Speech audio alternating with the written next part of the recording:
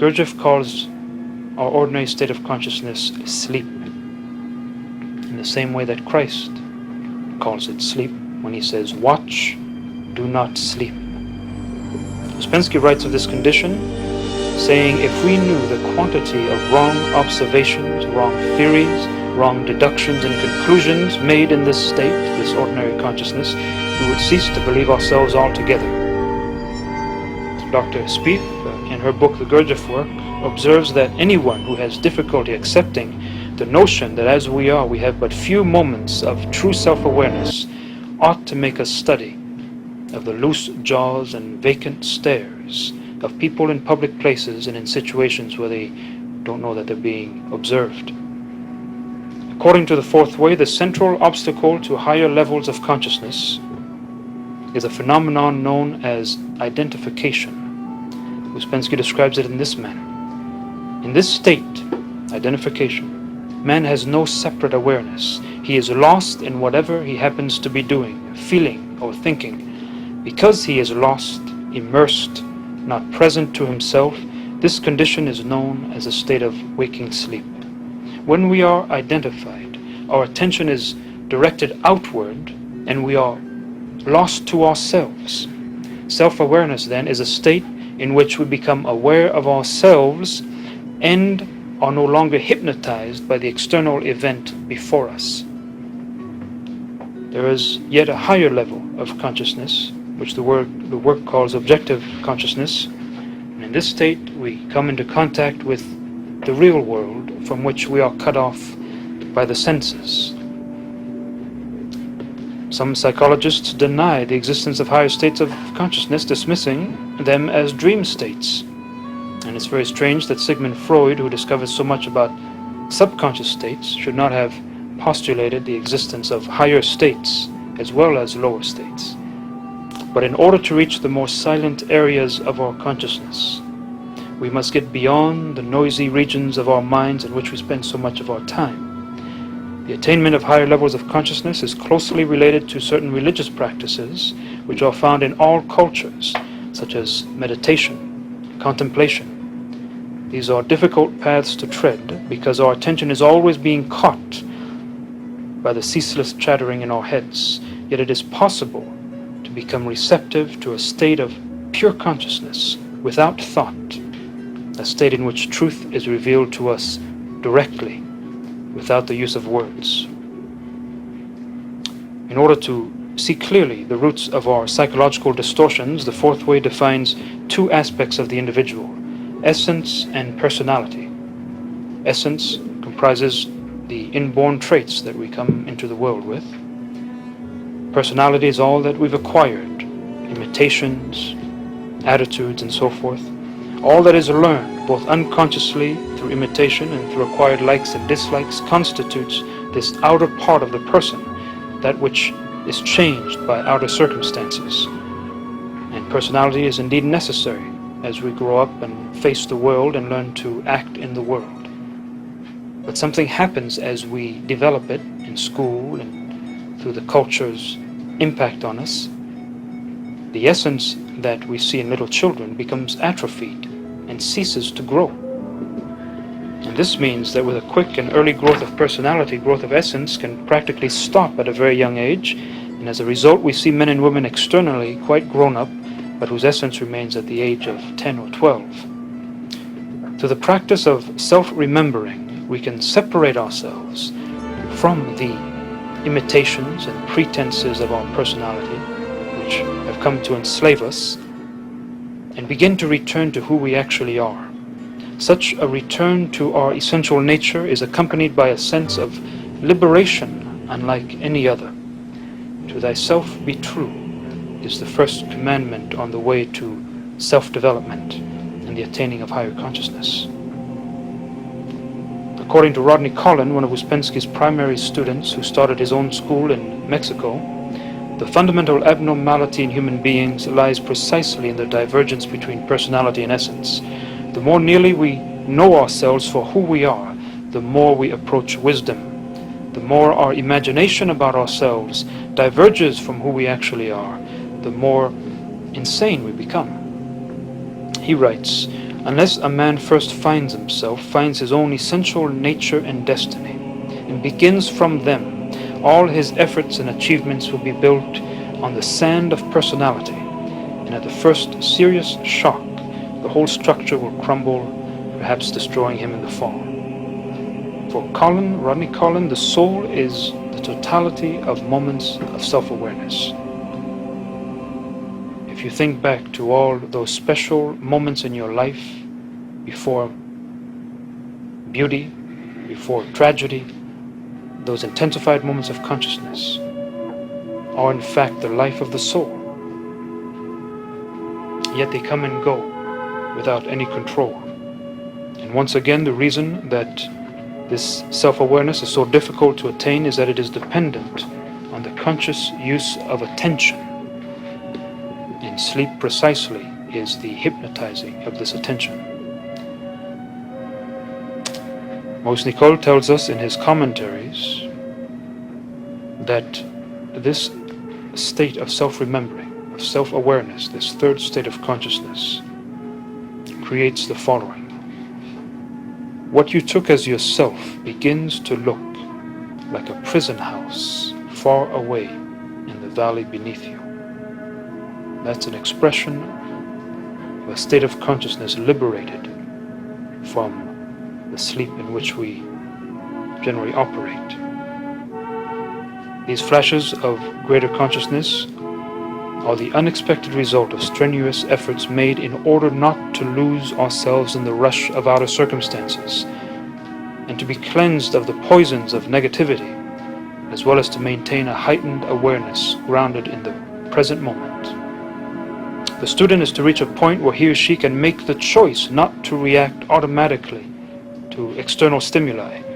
This requires going against the grain, against long-established habits and self-indulgences. The question is as basic as, can you choose not to be angry in the face of something that makes you angry, rather than being wasted in such an outburst? The energy accumulated through this effort can be made available for a moment of intensified consciousness. Such a moment can flood you with peace, or quiet joy, or a sense of profound liberation. And interestingly enough, such moments often occur in very paradoxical events. So self-remembering combined with the insights of objective self-observation assists in the creation of a balanced individual who is not completely under the sway of his or her inborn nature and acquired habits. In attempting to make the machine work right, to balance it, it is necessary to change attitudes and behavior that have developed over years of wrong functioning.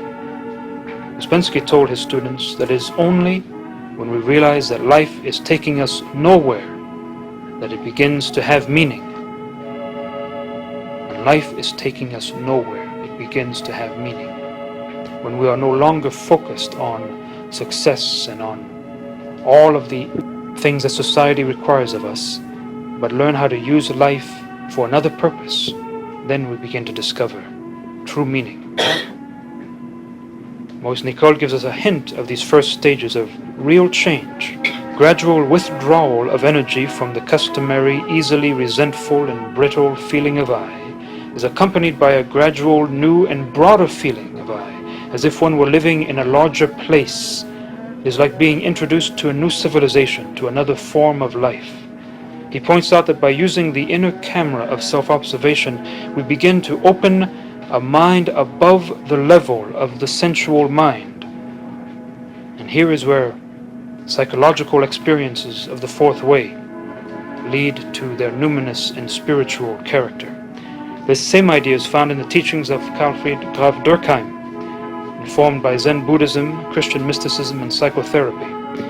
Durkheim writes of these experiences of higher awareness in this way.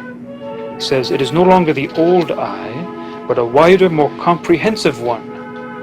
We do not lose ourselves in it, but rather, on the contrary, truly find ourselves. A new breathing space, scope, and sphere of action opens up, and we realize only then how confined we had been before, how imprisoned and isolated."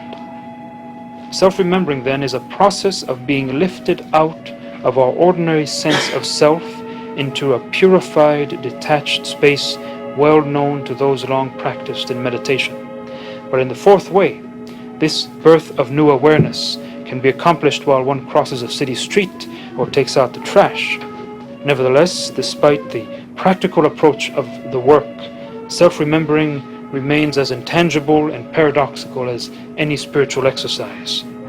Reminiscent of the Zen koan, Rodney Collin told his students that we cannot remember ourselves until we forget ourselves. And at the height of his powers of understanding, he united the fourth way with the wisdom of all times and places when he said, "To feel beauty, to feel truth, that is self-remembering. Self-remembering is the awareness of the presence of God." The idea that we are not awake but live in a partial dream state, from which we can awaken, opens onto radically new horizons. The illusions we foster concerning ourselves melt in the light of increased consciousness, and we awaken to new dimensions of reality that set us free. We are then able to relate to the world around us without our usual defenses and masks and confusion, which constitute so much of human interaction. We also become capable of a new kind of compassion.